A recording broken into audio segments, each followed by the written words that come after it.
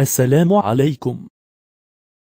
اهتزت مدينة آسفي اليوم الأربعاء على وقع جريمة قتل مروعة بعد العثور على الملياردير محمد الركني غارقا في دمائه وبقربه بندقية صيد.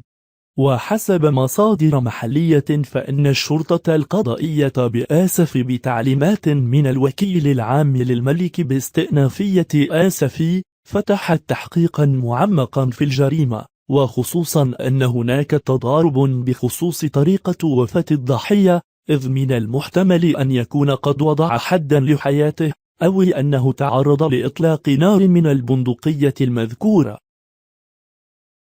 وأوضحت المصادر ذاتها أن عناصر الشرطة العلمية بآسفي قضت صباح اليوم ساعات طوال وهي بداخل منزل الركن، وهي تبحث عن خيوط تحدد معالم هذه الجريمة التي راح ضحيتها الملياردير المعروف بالمدينة.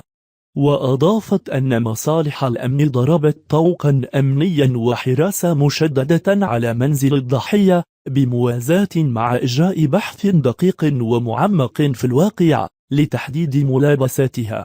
وأشارت إلى أن الضحية كان قيد حياته معروفا بكرامه وأخلاقه العالية، مضيفة أن الحادثة خلفت استياء عارما بمدينة آسفي.